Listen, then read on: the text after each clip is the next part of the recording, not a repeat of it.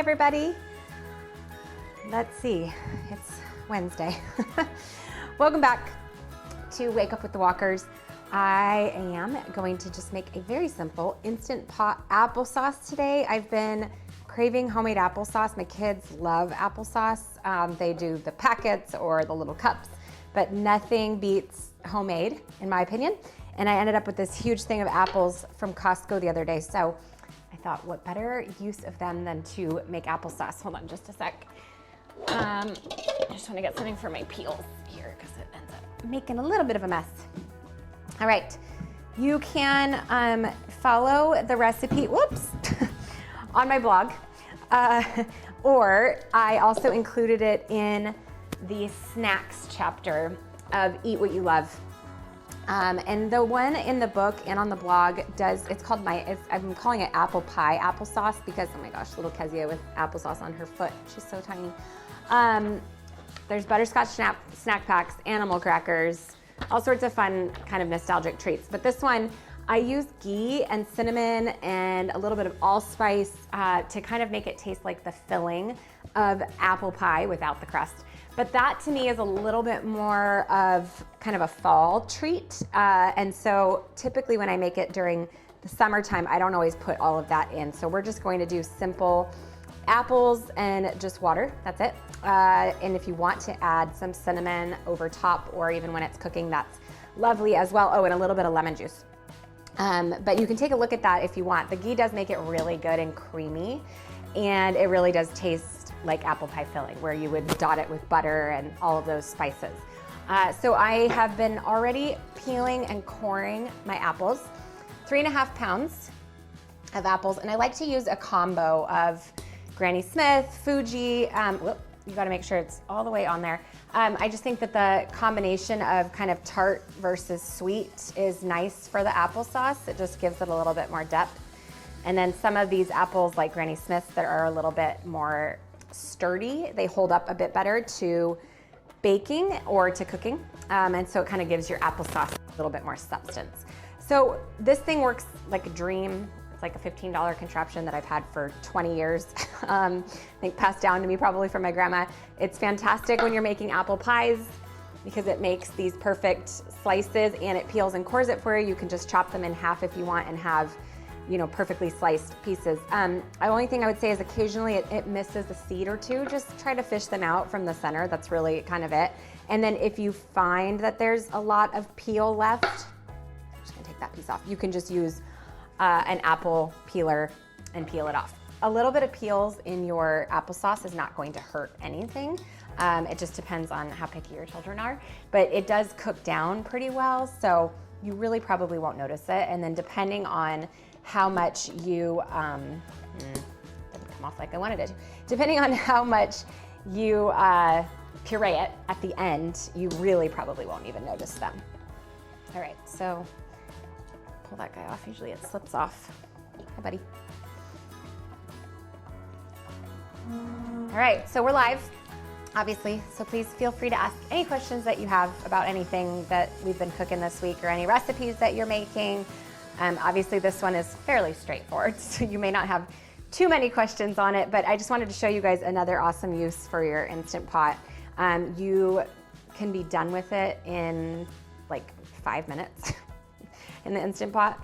It really just depends how much you want it cooked. Anywhere from 5 to 15 minutes is good.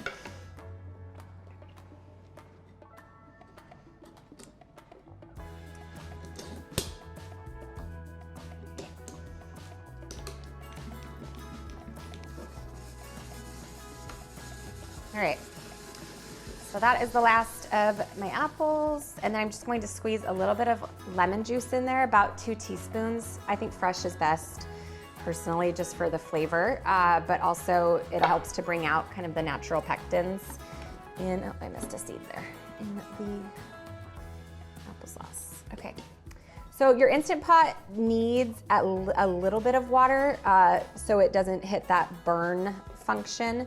You do need to have some water. The apples are going to let out quite a bit of liquid as they start to cook, so you don't need too much, but you're going to need at least 3/4 cup of water to be able to get the machine to start. Okay, so I'm gonna do 3/4 cup at the bottom. Cut our lemon here. So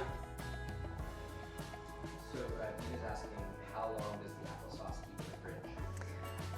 I mean, I usually, oh, sorry, I'm gonna try to repeat the questions for you guys. How long does this last in the fridge?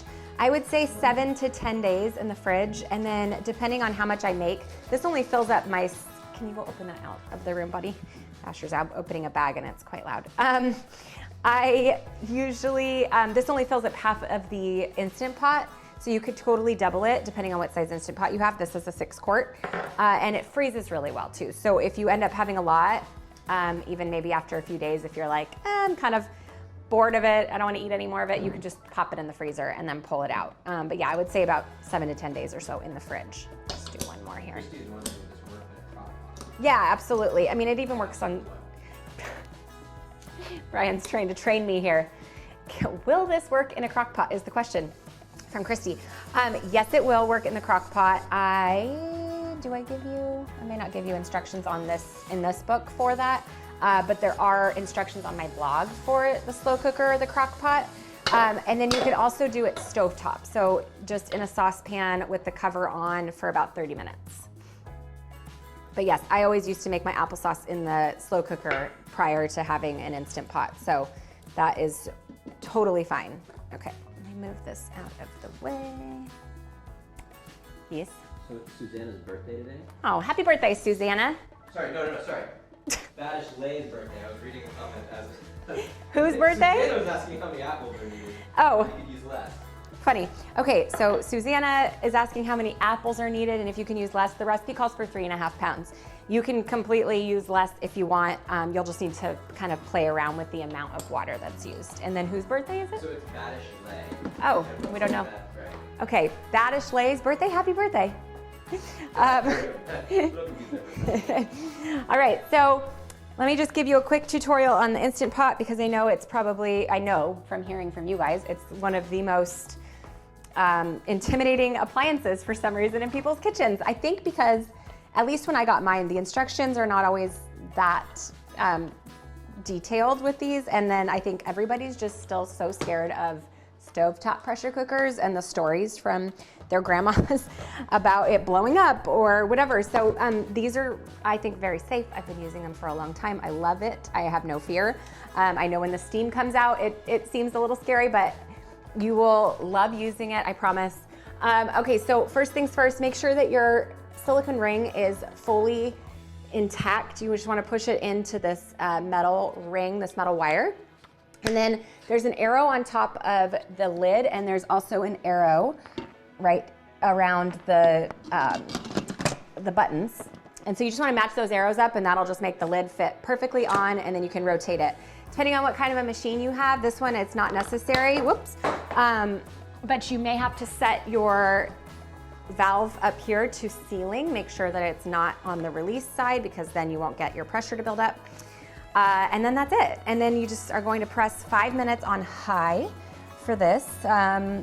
Really, whatever kind of electric pressure cooker you have, there should be a manual function for pressure cooking. You can pick your temperature, so high and 5 minutes. And that's it. And it takes a couple minutes for this to come to pressure. So all in all, this will probably be about 12 minutes or so. And then I just do a quick release if I'm here, but if not for the applesauce, it's totally fine to just let it manually release. It'll just come down, the pressure will come down. It'll probably take about 10 to 15 minutes for it to come down on its own, which is fine. It'll just cook your applesauce slightly more. So the only thing I would say is maybe go down. I didn't press start, that's why. I'm like, why did it turn off? You can go down on a couple minutes if you feel like you're not gonna be there to open it up when it's done. And then in terms of afterwards, it really depends. If you're making this for a baby who's just newly eating, that's actually when I developed the recipe, was for Easton. I would add ghee to it, and then sometimes I would add in vegetables so that it was easier to digest and he was able to absorb the nutrients. But if you're doing it for a baby and you wanna do really smooth, that's great. You can put it into a pouch if you want. We kind of did baby-led weaning, and so I liked it to be a bit chunkier for him, just so he could get used to some of the textures. And it's cooked and soft no matter what. So it's really up to you if you like a chunkier applesauce, or if you're going to be putting it over like a pork roast or something like that, you may want to leave it a bit chunkier. I just use an immersion blender after and just kind of go in and blitz it until it's the texture that I want. But they're also so soft that you could probably just go right in with a potato masher too and just get it to the temperature that you want, or not temperature, texture, excuse me, that you want it to be. Any other questions? Susanna is wondering, do you have a sweet and savory ring? A sweet and savory ring? Oh, like so Susanna's wondering, a sweet and savory ring, I'm assuming you mean, do I have a silicone ring for the different types? No, I don't. This one that I just used smells like bone broth, but I don't feel like it imparts a flavor on the food. It's just more of a preference thing, but no, I don't keep two, I just have one. It smells bad. I know Ryan does not like it, but the bone broth cooking. I will say though, I think it smells better cooking it in the Instant Pot than it does cooking it stovetop or in the slow cooker, because with that, you're smelling it all day, sometimes 24 hours, and at least with the Instant Pot, it's like 90 minutes. I have heard of some people putting their bone broth Instant Pots outside or in the garage to cook when they're cooking them so that it doesn't smell up their whole house. Anything else? All right, guys, that's it. It's a very simple recipe, so we'll see you on Monday. I hope you guys have a great week and a good weekend. Bye.